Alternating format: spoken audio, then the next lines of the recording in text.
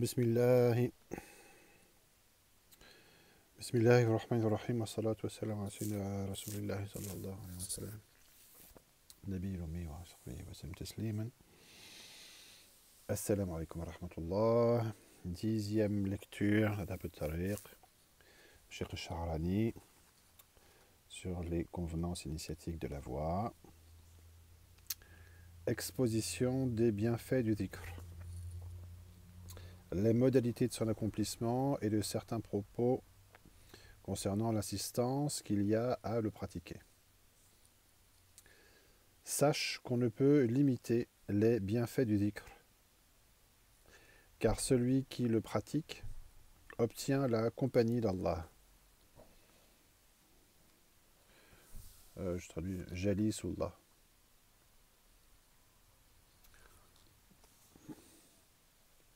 On ne peut alors voir d'intermédiaire entre lui et son Seigneur.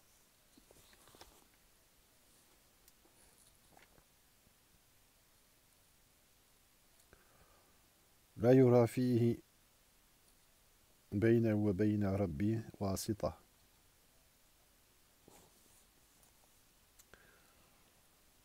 On ne peut voir alors d'intermédiaire entre lui et son Seigneur. L'auteur précise ce qu'il a déjà évoqué précédemment, la question de la définition de la mujalasa, et qui est une expression islamique de ce que René Guénon appelle l'identification du sujet et de l'objet par la connaissance initiatique effective.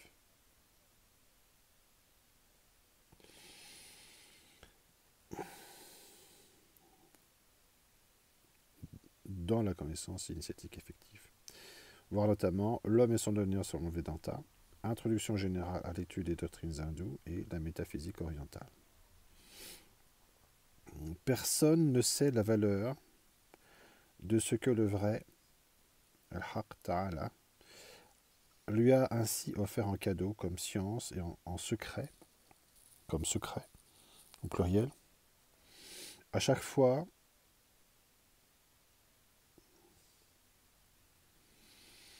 que l'on fait le dhikr, ou qu'il fait le dhikr, car c'est une présence à laquelle personne ne parvient, ni ne se sépare sans un appui ou sans une aide spirituelle. Si l'on demandait à quelqu'un qui prétend s'être concentré en son cœur avec son Seigneur, que t'a-t-il donné en cadeau durant cette séance, c'est-à-dire en termes de réalisation effective, c'est le point de vue du soulouk dont on parle, voilà.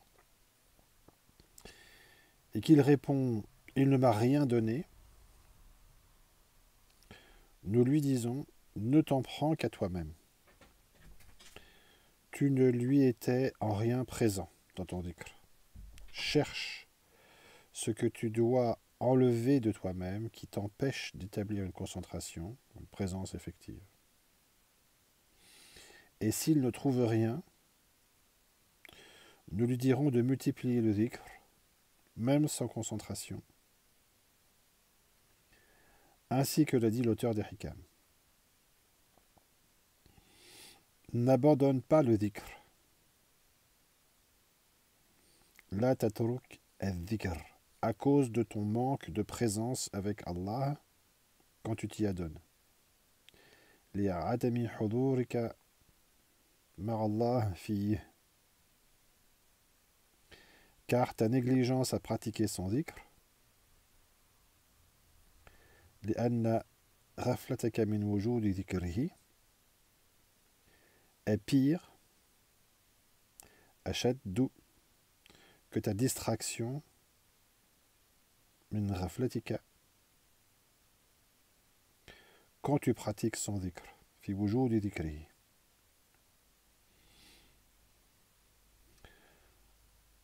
Or, il se peut qu'Allah t'élève d'un dhikr fait avec distraction en un dhikr fait avec vigilance ou avec éveil. Et d'un dhikr fait avec vigilance en un dhikr fait avec présence, concentration. Puis d'un dhikr fait avec présence en un dhikr pratiqué dans l'absence de tout ce qui est autre que le mentionné. Et cela, pour Allah, n'est pas difficile.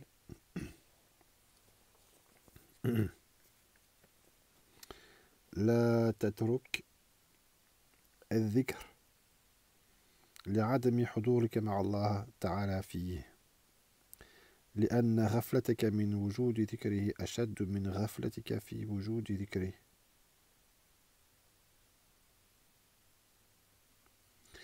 فعسى أن يرفعك من ذكر مع وجود غفلة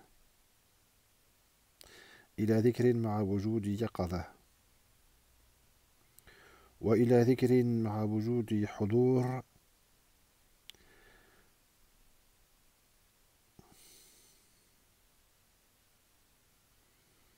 إلى ذكر من وجود يقظة إلى ذكر مع وجود حضور ومن ذكر مع وجود حضور إلى ذكر مع غيبة عمن سوى المذكور وما ذلك على الله بعزيز.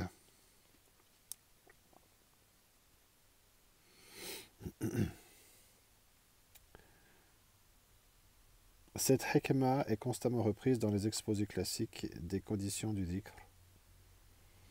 Par exemple, Mafakhir al-Aliyya,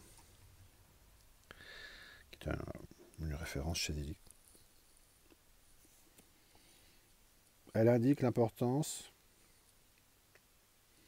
de ce qui est relatif et de ce qui est secondaire, et permet notamment, surtout dans des circonstances particulièrement agressives ou peu favorables, telles que la rue, le transport, le travail, la faculté, différents environnements qu'on connaît bien dans le monde moderne, et même dans le monde traditionnel en fait, de maintenir une activité de dhikr la plus constante possible. La plus constante possible. C'est l'aspect de constance là, qui est important et de maintien.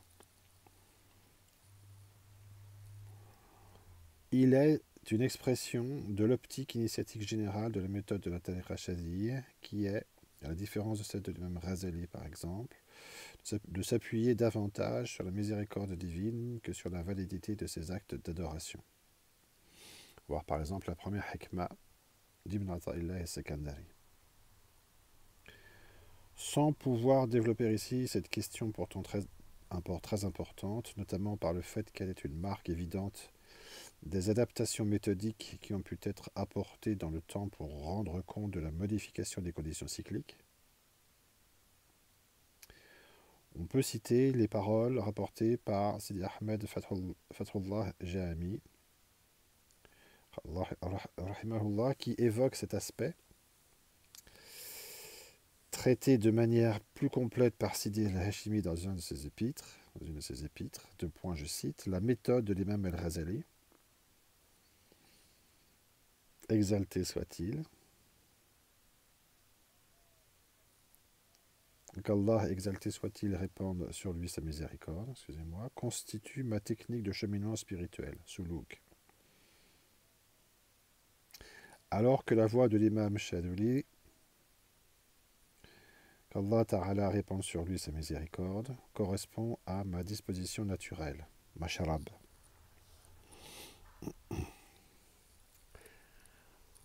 J'applique donc la première pour les exercices spirituels, riyadat, et la seconde pour le rappel, dhikr. Cité extrait de Appel aux croyants, page 17, traduction d'Abdul Wadud Bour, édition El Bouraq.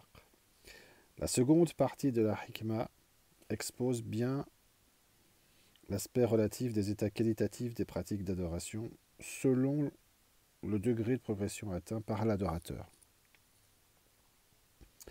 L'aspect de la présence diffère selon qu'elle est envisagée par rapport à l'état antécédent et la station à laquelle on accède, ou selon qu'elle est envisagée par rapport à l'état suivant et la station que l'on quitte. La fin de la hikmah évoque l'extinction et la perte de toute dualité qui caractérise la connaissance ultime. Allahu a'lam. La communauté, je reprends le texte, des initiés est unanime à dire que le dhikr est la clé du non manifesté.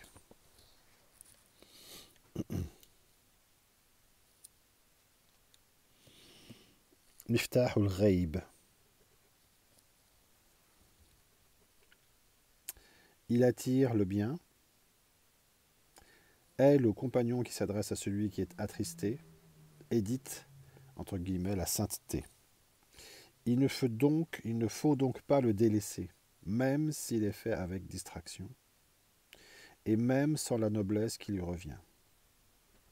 Car, même si l'on ne considérait du dhikr que le fait qu'il puisse être pratiqué à n'importe quel moment du jour, cela suffirait à faire valoir sa noblesse. Allah Ta'ala dit à ce sujet, en effet, ceux qui mentionnent Allah debout, assis ou sur leur côté. الذين يذكرون الله قياما وقعودا وعلى جنوبهم. Al-Aya. Dans cette césure, c'est-à-dire en prenant cette citation-là. On revient au texte. Ils disent: il n'y a rien de plus rapide que l'ouverture obtenue par le dhikr. Il rassemble les aspects séparatifs de celui qui le pratique. Et il y a une fonction de tawhid, d'unification de l'être. Lorsque le dhikr l'emporte sur l'incantateur, l'amour du nom du mentionné se mélange à l'esprit de l'incantateur. À tel point qu'on rapporte qu'il est arrivé qu'une pierre ayant frappé la tête de l'un d'entre les pratiquants du dhikr, du sang coulait de sa tête par terre en écrivant « Allah, Allah ». Après t'avoir mentionné les bienfaits de l'incantation auxquels tu dois faire attention, nous voudrions t'exposer un peu de ce qu'il en est de sa supériorité, car le cœur est renforcé par l'examen des arguments. Les deux maîtres et bien d'autres, on veut dire par là en général dans ce contexte Bukhari et Muslim,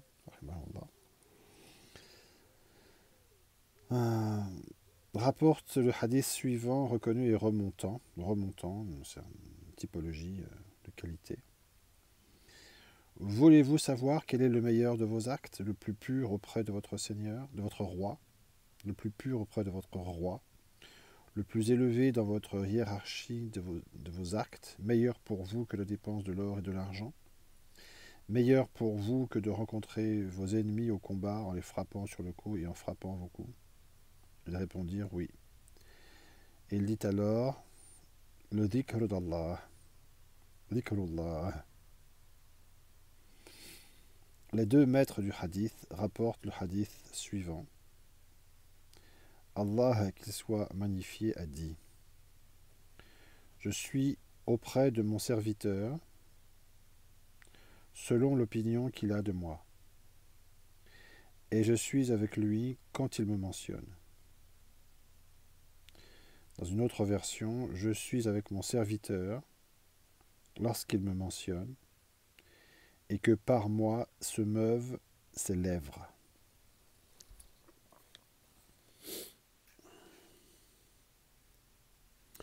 أنا عند ظن عبدي بي وأنا معه إذا ذكرني. في رواية أنا مع عبدي إذا ذكرني وتحركت بي شفتاه أو كما قال سيدنا رسول الله صلى الله عليه وسلم. الحديث. Cette notion a une application initiatique directe qui devrait intéresser le salik qui se demande s'il a progressé dans la voie. qu'est-ce qu'il a, à quel point il en est, ou du moins est-ce qu'il a progressé, et dans quelle mesure, quel est le critère qui permet d'apprécier, qui lui permet à lui d'apprécier cet aspect.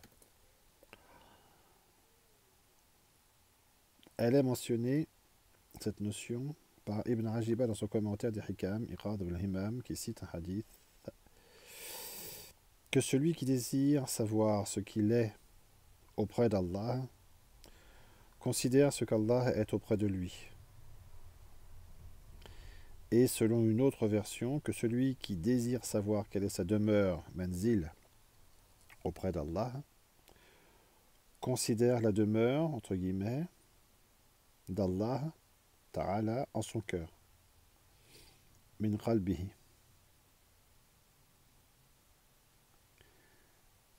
Car en vérité, Allah établit le serviteur chez lui, sous-entendu, selon, en fonction de la demeure que le serviteur établit pour lui en lui-même.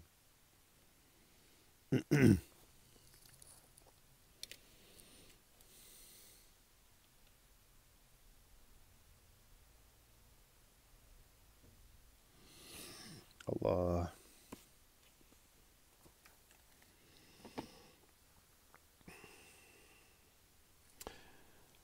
L'aptitude plus ou moins grande qu'a l'incantateur à établir une présence divine consciente en son cœur lors de son dhikr, même en dehors, on peut dire, est donc un critère assez directement appréciable par l'intéressé lui-même. La principale difficulté demeurant peut être alors dans l'appréciation de la nature réelle de ce qui s'établit. Quoi qu'il en soit, des applications qui peuvent être faites de cette notion dans le travail initiatique personnel et qui sont ultimement à soumettre au cheikh si l'on est son disciple, on pouvait néanmoins attirer l'attention sur l'existence réelle de cette possibilité, en tant qu'indication générale qu'on peut apprécier. Inch'Allah ta'ala. Bien. Wallahu a'lam. On va s'arrêter ici pour cette fois-ci, Inch'Allah, dans cette lecture, pour continuer ces mêmes notions dans la 12e Jalsa, Inch'Allah. Wassalamu alaikum wa rahmatullahi wa barakatuh.